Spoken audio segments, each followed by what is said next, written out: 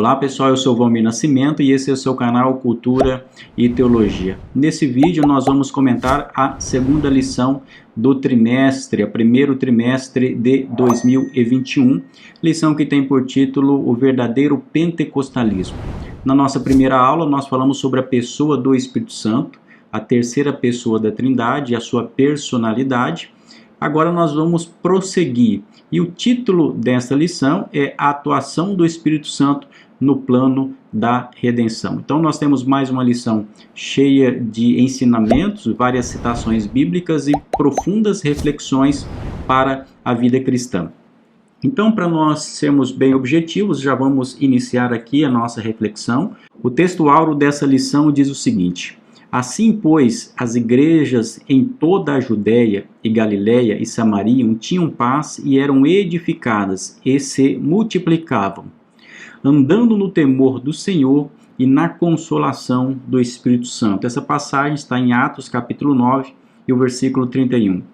A verdade prática dessa lição diz o seguinte: a atuação do Espírito é contínua e dinâmica na igreja, na vida dos crentes, e os conduz desde a conversão até ao final da jornada cristã. Então, nessa lição, como já diz o título, nós vamos falar sobre a pessoa do Espírito Santo, mas a sua atuação no plano da redenção ou no plano da salvação. Essa lição ela está dividida em 3 tópicos, é muito importante você considerar desde o início a quantidade do conteúdo que você vai lecionar, principalmente você que é professor, para que você possa dimensionar a sua aula. Os 3 tópicos são: o primeiro fala sobre o Espírito Santo como promessa, o segundo fala sobre o Espírito Santo consola e ensina, e o terceiro fala sobre o Espírito Santo reprova e convence o mundo. Como de costume, nós vamos buscar aqui apresentar uma lição objetiva e direta, trazendo alguns pontos mais importantes que o comentarista escreveu para a nossa edificação e também para o nosso aprendizado, mas também nós vamos trazer aqui outros versículos que eventualmente não tenham sido citados no conteúdo da lição, para que você possa ter mais subsídios para ministrar ou para você compreender melhor a temática. Então, vamos dar início logo aqui pela nossa introdução. Nessa lição nós estudaremos sobre o papel do Espírito Santo na salvação. Isso é muito importante para compreendermos logo do início que essa reflexão sobre o papel do Espírito Santo na redenção, ela implica não somente na forma como a terceira pessoa da Trindade opera no plano da redenção. Ou seja, é importante realmente nós compreendermos os aspectos doutrinários sobre a participação do Espírito Santo na salvação humana. Mas não restringe somente aí. Nós devemos também lembrar desse aspecto em nossos métodos evangelísticos. Nós precisamos sempre lembrar que todo o trabalho da pregação do Evangelho para anunciarmos o reino de Deus deve ser feito no poder do Espírito Santo de Deus. Então, ao falarmos sobre a atuação do Espírito Santo, do Consolador, aquele que convence o homem do pecado, da justiça e do juízo, como teremos a oportunidade aqui de estudar ao longo dessa lição, nós devemos entender o ponto de vista doutrinário e bíblico, mas sobretudo levar isso para a esfera prática, como nós aplicamos isso na vida cristã. O primeiro tópico fala sobre o Espírito Santo como promessa. De fato, a Bíblia vai apresentar a pessoa do Espírito Santo como uma promessa. E o primeiro item vai falar sobre essa promessa na antiga aliança. Aqui é importante você considerar e deixar muito claro para os seus alunos que ao falarmos sobre o Espírito Santo como promessa, não significa dizer que o Espírito Santo não fosse uma realidade e como se ele não existisse no Antigo Testamento.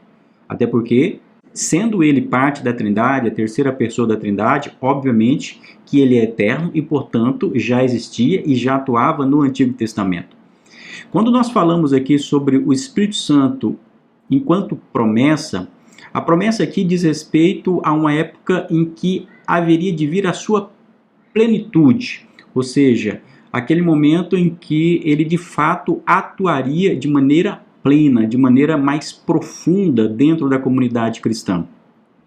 Aqui devemos lembrar que a diferença da atuação do Espírito Santo do Antigo para o Novo Testamento diz respeito à sua extensão e à sua intensidade.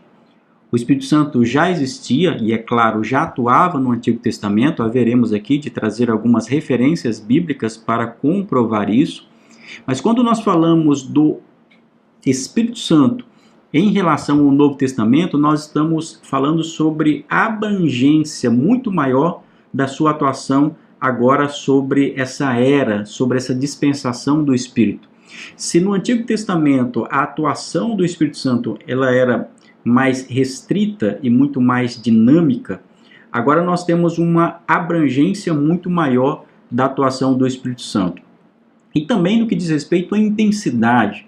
Se no Antigo Testamento a intensidade da operação e da atuação do Espírito Santo era muito menor, agora no Novo Testamento, nessa nova dispensação, a partir do momento em que se cumpre a profecia de Joel, sobre principalmente a descida do Espírito Santo ali em Atos dos Apóstolos, e inicia-se uma nova era, uma nova fase na vida dos filhos de Deus. Obviamente que nós temos agora uma intensidade, nós temos uma profundidade muito maior do que nós víamos no Antigo Testamento. No Antigo Testamento nós vamos perceber que a própria promessa do Espírito Santo estava vinculada à promessa da salvação do Filho de Deus em Cristo Jesus. Por quê? Porque as operações estão sempre conjuntas, né? O Pai, o Filho e o Espírito Santo sempre vão atuar de maneira conjunta. E nesse sentido, a promessa do Espírito Santo também está vinculada à promessa da vinda do Filho de Deus, como Messias, como o Salvador da humanidade. Nesse sentido, nós podemos ver, e o comentarista destaca isso muito bem, que no Antigo Testamento a promessa messiânica é acompanhada da promessa do Espírito. Nós podemos ver isso lá em Isaías, no capítulo 32, versículo 15, capítulo 42, versículo 1 e versículo 2, e também lá em Isaías, no capítulo 61 e no versículo 1. Vejamos agora Isaías capítulo 61, versículo 1, que diz assim: O Espírito do Senhor Jeová está sobre mim, porque o Senhor me ungiu para pregar boas novas aos mansos, e enviou-me a restaurar os contritos de coração, a proclamar liberdade aos cativos e abertura de prisão aos presos, e a apregoar o ano aceitável do Senhor e o dia da vingança do nosso Deus, a consolar todos os tristes. Olha que coisa interessante, essa passagem aqui é uma passagem profética acerca de Jesus, e ela vai se cumprir exatamente na vida de Jesus, quando ele, inclusive, ele proclama, ele lê em determinado momento do seu ministério, ele abre essa passagem, lê essa passagem, e aqui essa passagem, ao mesmo tempo em que está se referindo a ele, como sendo o Salvador, como sendo o Messias, ao mesmo tempo apresenta aqui a presença, né, do Espírito Santo. Portanto, essa passagem aqui é uma passagem profética acerca de Jesus, mas ao mesmo tempo diz respeito ao ministério do Espírito Santo sobre a vida do próprio Cristo, né?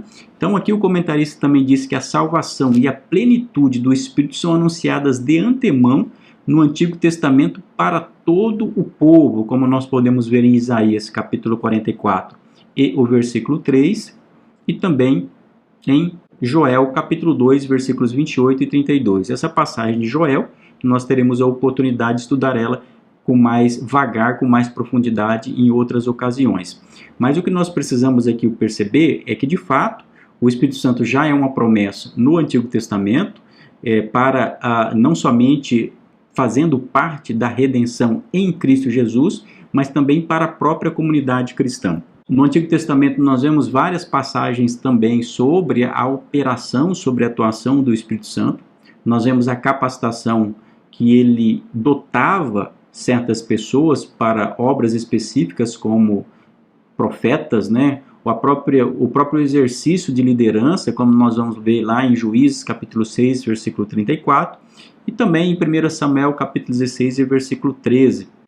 Também algumas aptidões que o Espírito dava, né, dotava algumas pessoas para algumas atividades, inclusive artísticas. Aquela passagem bem interessante que nós temos em Êxodo, capítulo 31, em que a Bíblia vai falar sobre duas pessoas, Bezalel e Aholiabe, em que recebe da parte de Deus, da parte do Espírito Santo de Deus, uma capacitação artística para fazer todos os trabalhos manuais, artesanais necessários ali no templo, né? Trabalhos com relação aos metais preciosos, madeira e também o pano. Então, ali nós vamos perceber que não era simplesmente um dom natural que essas pessoas tinham, mas eles recebiam uma sabedoria que era concedida pelo Espírito Santo. A Bíblia fala que eles tinham uma inteligência, portanto, uma aptidão, uma habilidade que o Espírito Santo concedia a elas.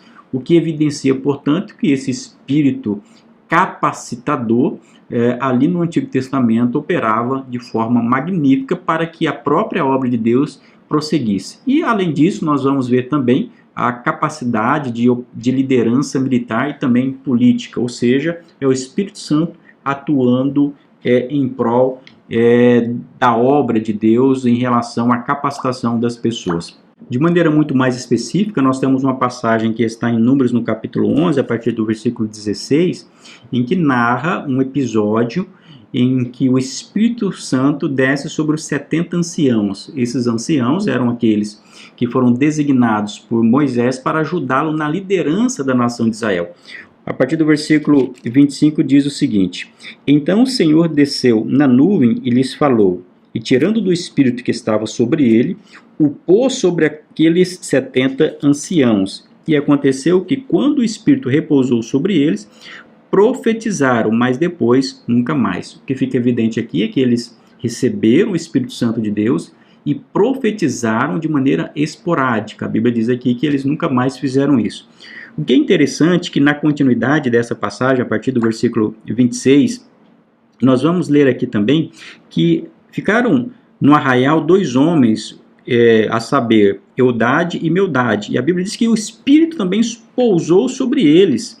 E a Bíblia diz que eles saíram profetizando no arraial.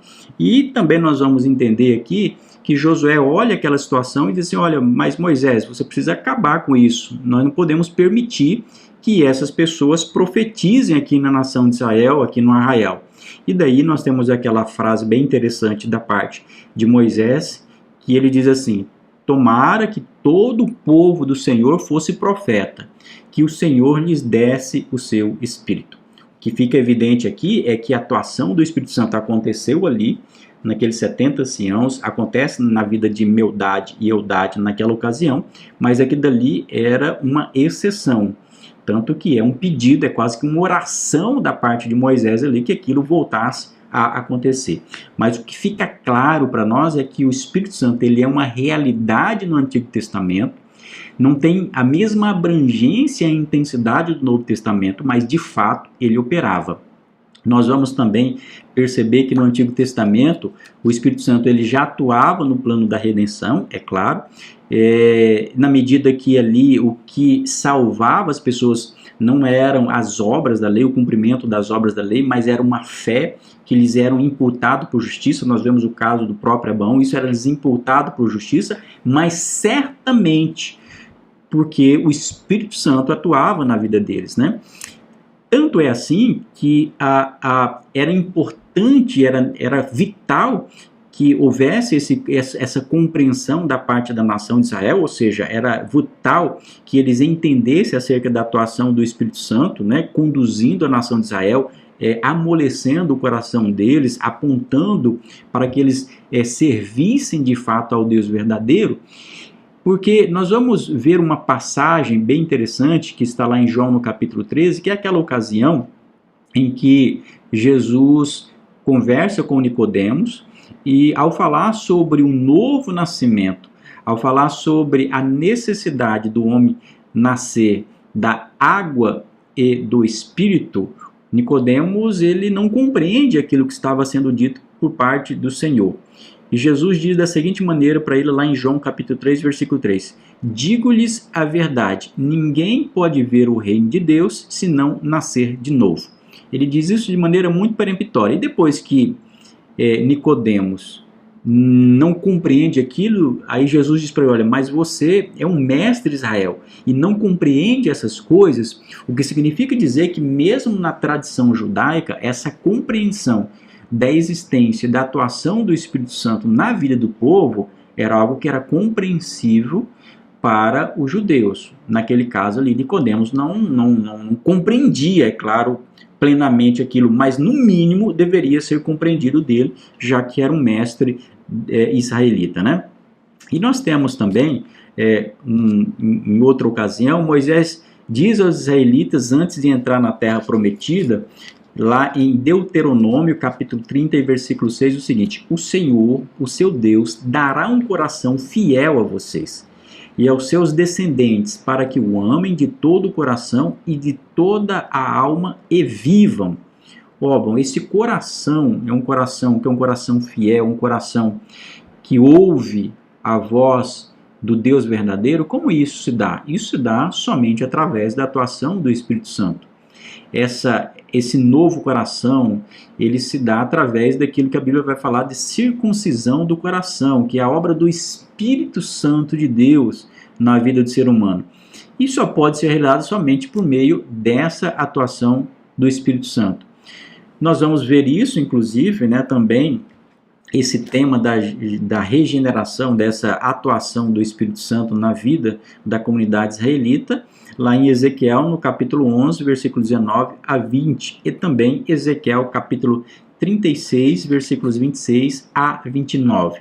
E também uma outra passagem que é importante você ter em mente, aquela que está em Salmos, número 51, versículos 10 e 11. Olha só a oração da parte do salmista, quando ele diz assim, Salmos 51, versículos 10 e 11, ele diz: cria em mim, ó Deus, um coração puro e renova em mim um espírito reto. Olha o pedido da parte do salmista. Aí no versículo 11 ele diz: não me lances fora da tua presença e não retires de mim o teu Espírito Santo. Então veja que é uma compreensão do salmista, a atuação, a existência, a operação desse Espírito Santo no Antigo Testamento para capacitar, para instruir, para iluminar, para amolecer o coração, para ouvir a voz do Deus de Israel, para que o povo pudesse seguir a sua lei. Então fica muito evidente no Antigo Testamento, na Antiga Aliança, que era uma promessa ao Espírito Santo. Não que ele não existisse, mas que haveria de chegar um momento que essa atuação seria muito mais profunda e seria muito mais abrangente. Bom, e o segundo ponto vai falar sobre o Espírito Santo consola e ensina. Então, como tivemos aqui a oportunidade de mencionar logo no início, é que essa palavra consolador, ela vem do original grego paráclito, que segundo o comentarista aqui, ela é formada pela palavra para, que significa ao lado, ou próximo, e pela palavra kalel, que significa chamar ou convocar. De modo que essa palavra significa defensor, advogado, intercessor, auxiliador, ajudador. Aqui precisamos lembrar e ter a compreensão que o Espírito Santo é aquele que consola, não somente nas tristezas, ele faz isso, é claro. Ele nos consola quando nós estamos tristes, quando nós estamos frustrados, quando nós estamos desanimados. Mas ele não faz somente isso. Ele é o consolador, principalmente ao nos assegurar a nossa posição em Cristo Jesus, ou seja, como salvos em Cristo Jesus. Ele nos assegura que nós somos agora filhos de Deus. Ele nos assegura que nós temos agora essa salvação por conta da obra operada por Cristo Jesus na cruz do Calvário. Nós somos justificados, nós somos reconciliados com Deus por conta da ação do Filho de Deus, por conta da morte de Cristo. Mas quem que nos garante, quem nos consola que agora nós temos uma nova vida? É exatamente o Espírito Santo. É exatamente ele, aquele que autentica, aquele que nos faz recordar, nos faz compreender que agora nós somos pessoas justificadas e reconciliadas com Deus. E é interessante que, enquanto Jesus ele é apresentado nas Escrituras como sendo um advogado junto ao Pai, aqui também nessa terra, né, enquanto seres humanos vivendo nessa vida, nós temos também um advogado, que é quem? Que é o Espírito Santo. Enquanto Jesus é o advogado junto ao Pai, o Espírito Santo é o advogado que consola, que anda conosco, está sempre conosco, nos fazendo recordar as palavras de Deus. E ao mesmo tempo, a Bíblia também apresenta aqui um outro título do Espírito Santo, dizendo que ele, apresentando ele como o ensinador. Nós vemos isso em João, capítulo 14, versículo 26, em que a Bíblia diz assim: mas aquele Consolador, o Espírito Santo, que o Pai enviará em meu nome, vos ensinará todas as coisas e vos fará lembrar de tudo quanto vos tenho dito. João, capítulo 14 e o versículo 26. Veja que além de ele ser o Consolador, ele também é o nosso ensinador, é o nosso professor por excelência. Mas aqui, quando a Bíblia o apresenta como ensinador, não está falando simplesmente do ponto de vista racional, intelectual, do ponto de vista da memória. Está nos falando, sobretudo, do aspecto experiencial, do aspecto afetivo. Nós compreendemos as coisas de Deus de que maneira? Nós não compreendemos simplesmente as coisas de Deus através da nossa capacidade intelectual, através do nosso raciocínio. Nós compreendemos as Escrituras, compreendemos as coisas de Deus através da operação, através da iluminação do Espírito Santo de Deus. A teologia é uma tentativa de compreendermos as coisas de Deus, mas a nossa mente limitada não consegue acessar, não consegue compreender todas as coisas de Deus. Daí a necessidade do Espírito Santo atuar como esse ensinador, aquele que nos esclarece, aquele que nos ensina as coisas sobre a realidade do próprio Deus. E não somente isso, ele é também aquele que nos faz lembrar. O Espírito Santo é aquele que nos lembra aquilo que nós ouvimos da parte de Deus e aquilo que nós estudamos da parte de Deus, aquilo que nós lemos. Ou seja, em determinadas circunstâncias que vivemos na nossa vida, de maneira natural, nós poderíamos, diante de um caso concreto, nos esquecer da aplicação de um texto bíblico.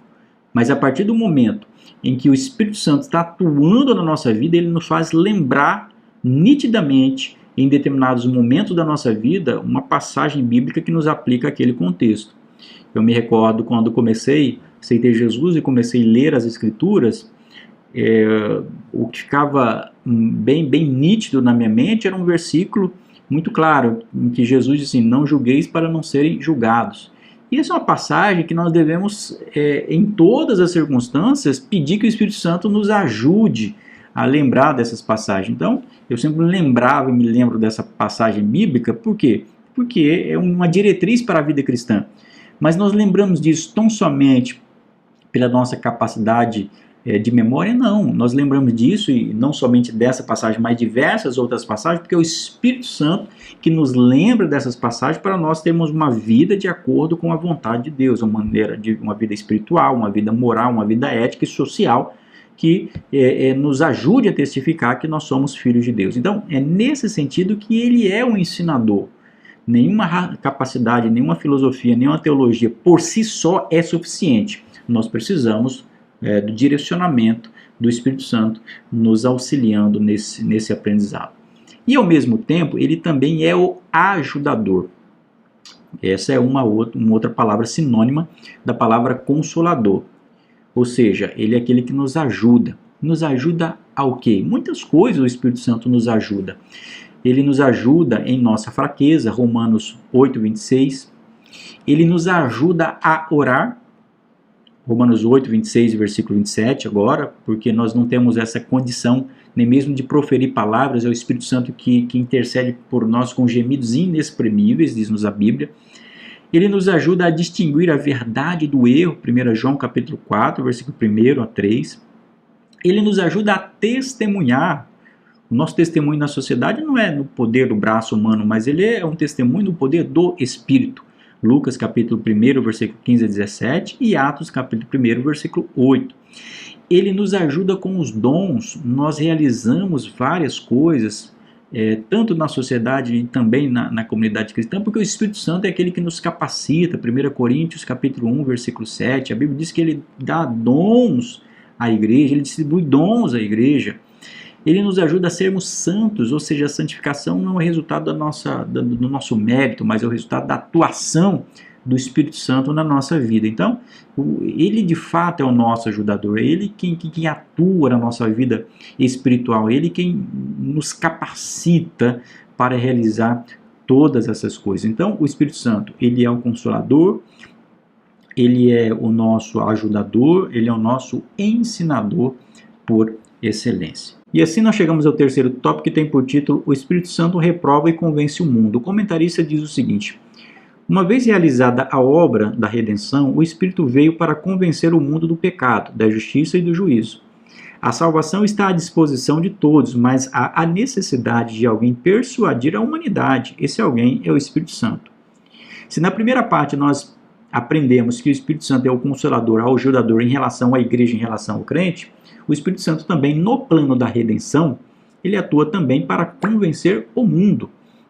Essa é a passagem que está em João, capítulo 16, versículos 8 a 11, que diz o seguinte: E quando ele vier, convencerá o mundo do pecado e da justiça e do juízo.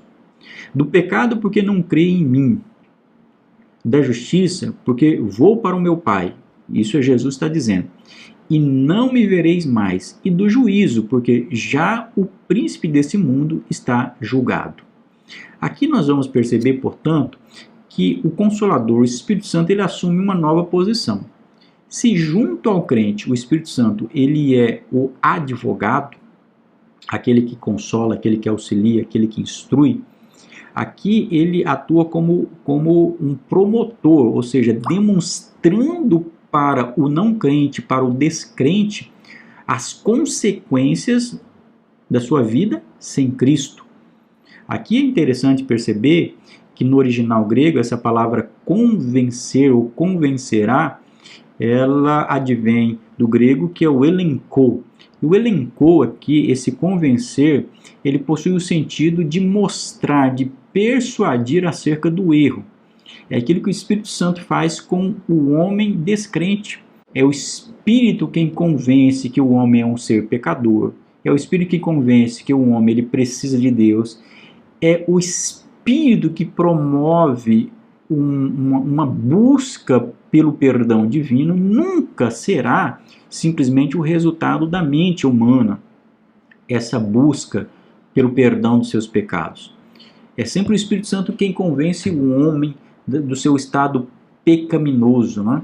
É exatamente o Espírito Santo que faz o homem caído reconhecer o seu estado deplorável e distante do Pai e a sua miséria espiritual, e conduz o ser humano ao arrependimento, conquanto não resista à atuação desse Consolador. Aqui é interessante termos em mente que quando a Bíblia apresenta ele aqui como ele convence, essa palavra aqui é muito importante, ele persuade. O Espírito Santo, ele não atua de maneira irresistível no coração do ser humano. A Bíblia diz que ele está à porta e ele bate para que o homem possa abrir essa porta e ele possa entrar. É a mesma coisa que se aplica aqui em relação ao Espírito Santo. Ele convence o ser humano do seu estado pecaminoso. Nesse sentido aqui, nós aplicamos aqui aquilo que é chamado de atuação da graça preveniente. Nunca é o homem quem vai até Deus, é Deus quem vai até o homem. E de que maneira? Ele vai através do seu Santo Espírito, para convencer o homem do seu estado pecador, do seu estado pecaminoso. Nesse ponto aqui se concentra a chamada categoria pneumatológica da graça preveniente. O que é a graça preveniente? A graça preveniente é essa doutrina cristã que afirma que antes do homem ir até Deus, Deus vai em primeira mão atrair, vai capacitar o homem para responder ao chamado da salvação. Há várias passagens sobre isso. A Bíblia diz que primeiro ele nos amou. Em outras palavras, ele nos amou primeiro. A Bíblia diz que ele nos fez ovelhas do seu pasto. Não fomos nós que nos fizemos ovelhas do pasto dele. A Bíblia diz que foi ele que nos escolheu e não nós que o escolhemos. Mas para isso, significa que o homem também precisa não resistir a esse chamado e essa atuação da parte de Deus e deixar que essa operação se efetive. Isso significa que não dá para compreender que a atuação da graça de Deus ela é uma atuação irresistível, ela é resistível, até porque essa passagem diz aqui que ele vai convencer, e o convencimento se dá de uma maneira dialógica, de uma maneira que você leve a outra pessoa a compreender o seu estado, a aceitar a situação e deixar assim que o outro faça a sua parte. Então, a Bíblia diz aqui claramente que é ele quem convence o homem do pecado. Ele convence o homem do pecado. Aqui a Bíblia leva-nos a ter essa compreensão de que o nosso estado pecador, o nosso estado de afastamento de Deus, ele é esclarecido na mente do homem através do Espírito Santo. Mas não somente isso, ele convence o mundo da justiça. O comentarista diz o seguinte: a justiça que o Espírito Santo convence o mundo é a justiça impecável de Cristo. João 8,46. Isso porque Jesus morreu e ressuscitou dentre os mortos e está à destra de Deus intercedendo por nós. Romanos 1,4 e Hebreus 7,25. Ele voltou para o Pai e o mundo não vê, mas o Consolador continua persuadindo as pessoas da justiça de Cristo. É por meio do Espírito que todos nós chegamos à convicção de que necessitamos da salvação. O Consolador nos leva a Jesus, o nosso advogado. Temos um advogado para com o Pai, Jesus Cristo, o justo. E ele é a propiciação pelos nossos pecados, e não somente pelos nossos, mas também pelos de todo o mundo. 1 João, capítulo 2, versículo 1 e 2. O que nós vamos perceber aqui é que ele convence não somente da situação pecadora do homem, ele convence o homem do pecado, da justiça. A justiça aqui é a justiça operada em Cristo Jesus, a qual nós temos acesso através dessa graça. Isso nos mostra que na economia da Trindade, o que é a economia da Trindade? É a função que é exercida por cada uma das pessoas da Trindade. Em relação ao Espírito Santo, ele funciona especificamente, ou atua especificamente para ajudar a nossa fé, a nossa compreensão das coisas espirituais, para permitir que as nossas vontades obedeçam e para guiar-nos a toda a verdade. A Bíblia diz que ele é o Espírito da verdade. Enquanto o mundo, enquanto Satanás dirige o homem para o erro, para o pecado, para a mentira, o Espírito Santo dirige o homem para a verdade, para a justiça, para as coisas de Deus, para a salvação. Ou seja, ele nos faz compreender acerca da nossa situação enquanto pecadores, na nossa vida anterior, acerca da justiça, e não somente isso, mas também do juízo. Do juízo. Olha só o que o comentarista diz. Jesus disse ainda, e do juízo, porque já o príncipe desse mundo está julgado. O príncipe desse mundo é uma referência a Satanás, derrotado com a vitória de Cristo no Calvário. O Espírito Santo convence o mundo do juízo, ou seja, trata-se do julgamento. Que julgamento? Nossos pecados foram julgados em Cristo na cruz e Satanás perdeu as multidões do mundo que vieram a Jesus pela ação do Espírito Santo. Mas esse julgamento se refere ao mesmo tempo ao julgamento de Satanás, que já começou a ser concluído na consumação dos séculos. O diabo ainda luta numa batalha que já foi perdida. Esse juízo é uma referência ao julgamento de nossos pecados na cruz do Calvário e ao mesmo tempo ao julgamento de Satanás, que já foi vencido por Jesus da sua morte e ressurreição. Então o comentarista aqui apresenta duas referências a esse juízo, tanto o julgamento dos nossos pecados na cruz do Calvário, mas esse julgamento também a Satanás, e não somente a Satanás, mas a todos aqueles que rejeitarem a salvação em Cristo Jesus. Ou seja, é o Espírito Santo que traz esse convencimento ao homem. Em condições normais, o ser humano, o homem natural, utilizando a sua razão, ele vai falar, como que eu vou acreditar na existência do inferno? Como que eu vou acreditar numa condenação eterna? A mente humana não compreende isso. Mas como o ser humano ele tem uma alma, ele tem um espírito, e essa alma e espírito compreende a dimensão espiritual, ou pelo menos anela a dimensão espiritual, ele sabe que a sua vida não se resume tão somente à matéria, ao ponto de vista físico. Ele sabe que existe algo além, algo que é transcendente. E ele sabe, portanto, que ao terminar essa vida aqui, quando o corpo morrer e for sepultado, o que virá depois? Quem convence, quem faz o ser humano compreender essas questões últimas da existência é o Espírito Santo. E o ser humano sabe, lá no fundo, na sua convicção, ensinado pelo Espírito Santo de Deus, que ele precisa de Deus, porque senão ele será julgado. Então é nesse sentido que o Espírito Santo convence o homem do juízo. Ele convence do pecado, da justiça e também do juízo.